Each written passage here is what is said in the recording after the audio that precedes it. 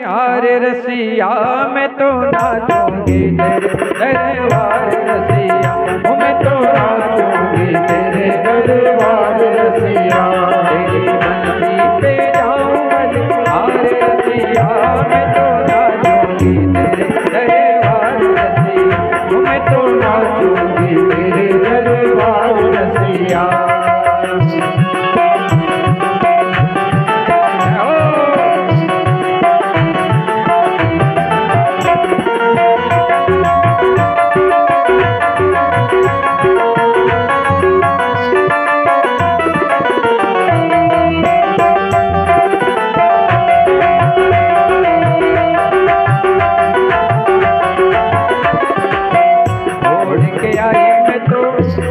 चुनरिया ओढ़ के आई मैं तो लाल चुनरिया, मटकी उठा के मैं तो बनी रे गुजरिया, मटकी उठा के मैं तो बनी रे गुजरिया।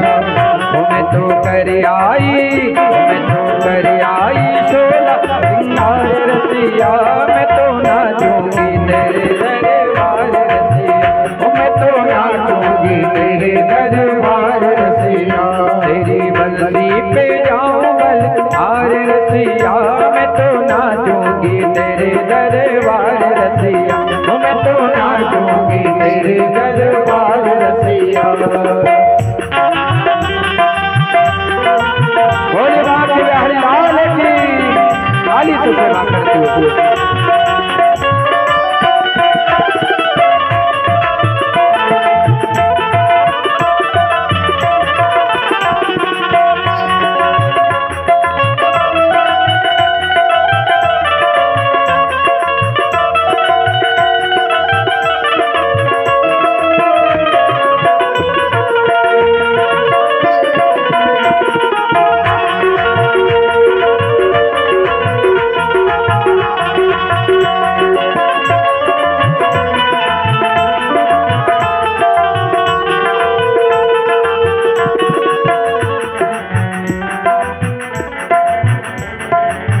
तेरे पीछे में तो आई हूँ अकेली, तेरे पीछे में तो आई हूँ अकेली, बड़े गोप की नई नवेली, बड़े गोप की नई नवेली।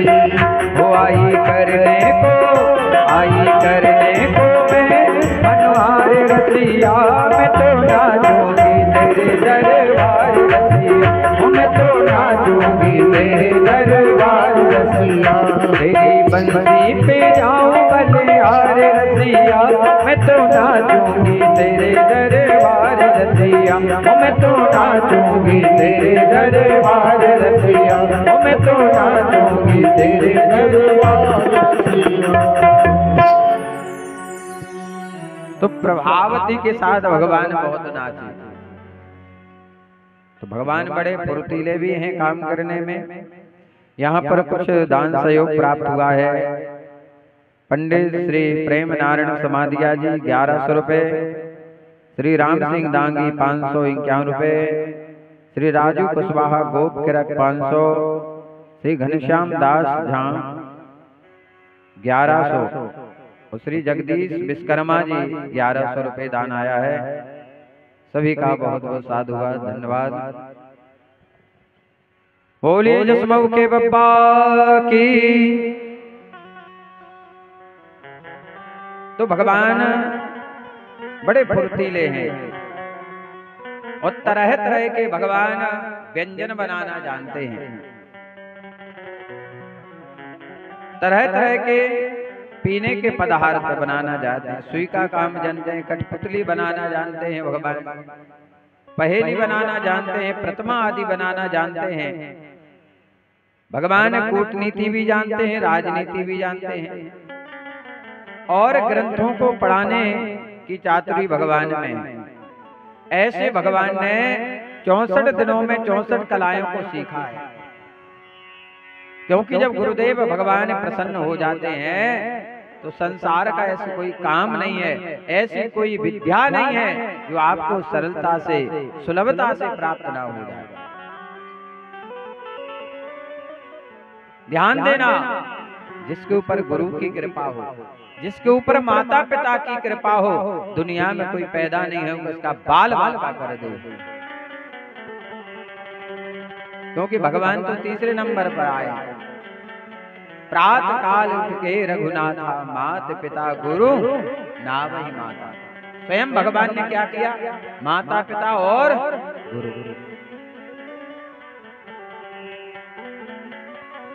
भगवान ने 64 दिनों में 64 कलाओं को प्राप्त किया है। अब भगवान ने कहा, गुरुदेव आपने मुझे विद्या दी है और शिष्य का धर्म होता है तो वह अपने गुरुदेव से पूछे कि आपको गुरु दक्षिणा में क्या चाहिए। सांदीपनी मुनि जानते थे, तो उसी समय सांदीपनी गुरुदेव ने कहा, कन्हैया बालम प्रभासे बरयम बभूवः। प्रभास क्षेत्र के पास जो समुद्र है, हमारे बालक वहां स्नान करने के लिए गए, सब बालकों का किसी ने हरण कर लिया है। वो आप हमारे वहां से बालकों को ला करके दे दें। भगवान समुद्र के पास जाते हैं और परीक्षित जी आपको पता है कि समुद्र कौन है? भगवान के पता है आपको? है? भगवान के ससुर साहब हैं। कौन है? ससुर साहब हैं। क्योंकि समुद्र से प्रकट हुई लक्ष्मी जी ब्याही गई भगवान को, तो ससुर साहब। और राम अवतार में वो देख गए, जान गए राम अवतार में कि 3 दिन भगवान राम जी ने इंतजार किया कि मारक देंगे, और जब रास्ता नहीं दिया तो धनुष उठाया महाराज, केवल प्रत्यंचा चढ़ाई तो समुद्र हाथ बोले अभी सुखा देंगे तुम्हें। अब तत्क्षण हाथ जोड़ के प्रकट हो गए इस अवतार में, ज्यादा समय नहीं लिया समुद्र ने। तते यतारुह्य महारथो रथम प्रभासमासाद्य दुरंत विक्रमो बेलामुपप्रज्य निशीदतु क्षणम् सिंधुर्विदित्वाहनमाहरतयो। समुद्र ने कहा, हे देवादिदेव श्री कृष्ण, मैंने उन बालकों को नहीं चुराया है, मैंने हरण नहीं किया है। मेरे जल में एक पंचजन्य नामक एक बड़ा भारी दैत्य जाति का असुर संख्य रूप में रहता है। अवश्य ही उसी ने उन बालकों को चुराया होगा। भगवान ने समुद्र में प्रवेश किया और समुद्र में जाकर के देखा तो वहां तो हड्डियां पड़ी हुई थी। अब भगवान ने कहा क्या किया जाए? तत्क्षण भगवान यमपुरी के लिए गए।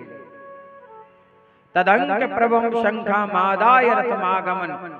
जब भगवान चले महाराज ध्यान देना, उस घर में भगवान का निवास होता है जिस घर में शंख ध्वनि हो, गरुड़ जी बजे, झालर बजे महाराज, उस घर में भगवान का निवास होता है, देवी देवताओं का निवास होता है। और जिस घर में ना बजे उसमें तो भूत प्रेत रोग बाधा। इसलिए हर घर में महाराज शंख ध्वनि। हमने आपको बताया भी था कि कोई गारंटी डॉक्टर नहीं लेगा अटैक की, पर हम गारंटी लेते हैं आपकी। आप केवल रोज शंख बजाइए, जीवन में आपको अटैक नहीं आएगा, कभी नहीं आएगा अटैक। क्योंकि जिस प्रकार एक ट्रक 300 क्विंटल गेहूं को लेके जाता है, 60 लाख का ट्रक, चक्के भी होते हैं, लेकिन ध्यान देना यदि उस चक्का की हवा निकल जाए तो वो 60 लाख का ट्रक और MRF के टायर भी कुछ नहीं कर पाएंगे, वो वहीं रुक जाएगा। और जैसे उसमें 50 रुपए की हवा डल जाए तो वो पहाड़ी भी चढ़ जाता है। तो शरीर में ये सबसे ज्यादा महत्व है तो फेफड़े का। तो शंख ध्वनि करने से हमारे फेफड़े अच्छे रहते हैं। तो शंख ध्वनि होने लगी जब भगवान पहुंचे। यमराज ने जैसे भगवान को देखा, गत्वा जनार्दनम शंखम प्रददमो सहलायुधम संक निर्हाद मां करना प्रजा संयम मनोयमा।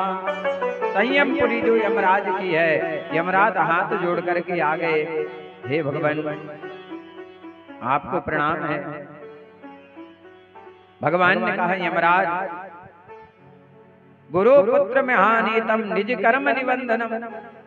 यहाँ आपने कर्म बंधन के अनुसार मेरे गुरु पुत्र लाए हैं, तुम्हें मेरी आज्ञा है उनको वापस कर दो।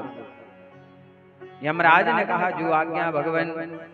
और गुरु पुत्रों को लेकर के जैसे आए भगवान, और गुरु पुत्रों को जैसे अपने गुरुदेव को दत्त्वा स्वगुरुवे भूयो प्रणेष्यति तमुजतो, उसी समय गुरुजी बड़े प्रसन्न हो गए। और गुरुजी ने कहा बेटा तुम दोनों ने भली भांति गुरु दक्षिणा दी है, अब और क्या चाहिए। जो तुम्हारे जैसे पुरुषोत्तमों का गुरु हो उसका कौन सा मनोरथ अपूर्ण रह सकता है। जाओ मैं तुम्हें आशीर्वाद देता हूँ। गच्छतम स्वगृहं वीरौ कीर्तिर्वामस्तु पावने चंदांस यातयामानि भवन्तु ये परत्रजा। गुरुदेव भगवान ने कहा हे कन्हैया हे बलराम, मेरा आशीर्वाद है जो मैंने तुम्हें विद्या दी है ये विद्या कभी भी विस्मृत नहीं होगी, तुम कभी नहीं भूलोगे, ये मेरा आशीर्वाद है। और भगवान गुरुदेव भगवान को प्रणाम करके विद्या अध्ययन करके वापस लौट करके आ गए। भगवान ने विद्या अध्ययन की लीला को पूर्ण किया, क्योंकि भगवान ने इसमें 16 लीलाएं की हैं, उनमें एक लीला है विद्या लीला। अब आगे श्रीमद् भागवत में 10वें स्कंद में उद्धव संवाद का वर्णन आता है। जब भगवान विद्याध्ययन करके वापस लौटे, आज देवकी मैया ने घर में बहुत ही सुंदर पकवान बनाए कि आज मैं अपने लाला को अपने हाथ से सुंदर सुंदर पकवान खिलाऊंगी। आज पहली बार मुझे मेरे पुत्र की सेवा करने का अवसर प्राप्त होगा। जैसे ही महाराज सुंदर पकवान बनाए भगवान के लिए और मैया बुलाने के लिए जाती है तो क्या देखती है कि श्याम सुंदर कन्हैया अपने कक्ष में रो रहे हैं। भगवान क्यों रो रहे हैं? क्योंकि आज भगवान को अपने ब्रज मंडल की याद आ रही है, सखाओं की याद आ रही है, माँ यशोदा की याद आ रही है, नंद बाबा की याद आ रही है। क्योंकि बेटियां जब घर पर होती हैं माता पिता के घर, तो सारे गांव में घर में आंगन में कुआ खेत पर जाती हैं, खेलती हैं महाराज, लेकिन ससुराल में कैद हो जाती हैं। ससुराल में जाकर कैद हो जाता है। फिर तो यदि आज्ञा मिले तो मायके बड़ी मुश्किल से जा पाती हैं। बार बार उन्हें याद आती है कि माता पिता के घर जाना। महाराज जितनी खुशी उन्हें अपने माता पिता के घर जाने की होती है उतनी ससुराल की नहीं होती है। मायके जाना हो महाराज इतने जल्दी तैयारी लग जाएगी 3 दिन पहले, और जब ससुराल आना हो महाराज तो वो सिवाय लवाने पहुंचेंगे तो शाम ही को आएंगे। वो आएंगी रोते रोते, जाती हैं हंसते हंसते, वो आती हैं रोते रोते। और जिस दिन आएंगी ये गारंटी उस दिन रोएंगी जरूर। वहां रोएंगे यहाँ भी आकर रोएंगे, इतना बुरा लगता है।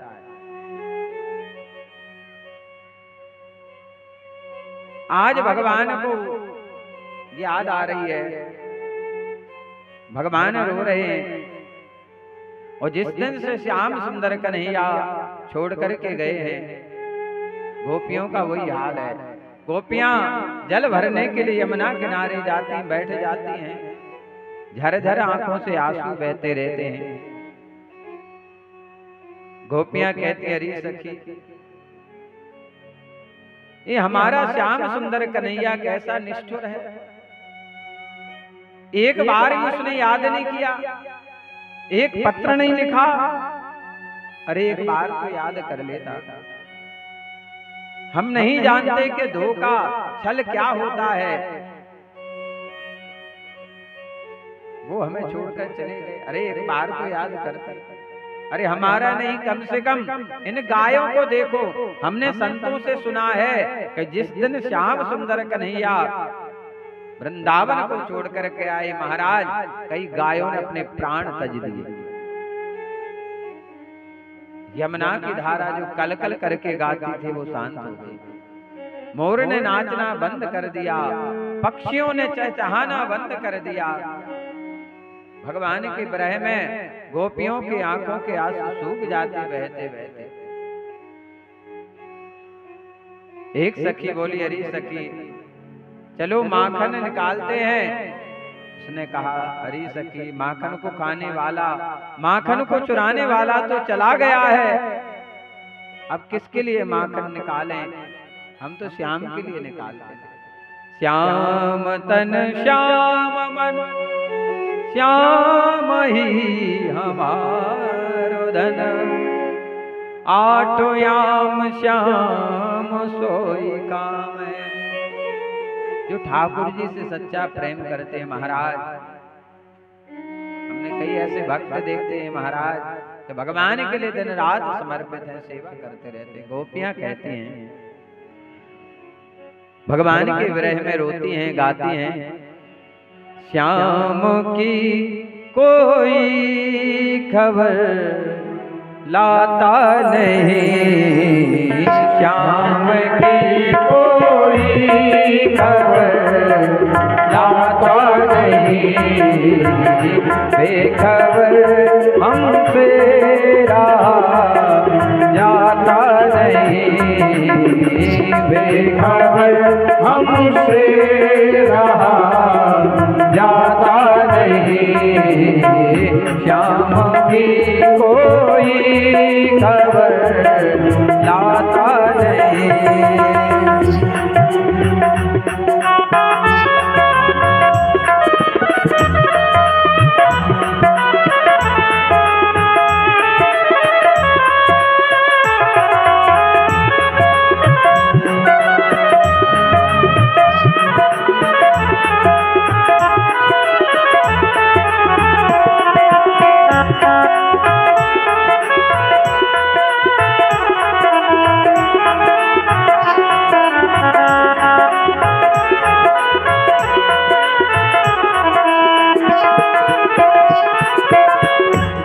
चाहता मेरे श्याम तुमको खत लिखूं, जी चाहता मेरे श्याम तुमको खत लिखूं, जी चाहता मेरे श्याम तुमको खत लिखूं, बिन कलम हमसे लिखा जाता नहीं, श्याम की कोई खबर लाता नहीं, श्याम की कोई खबर लाता नहीं।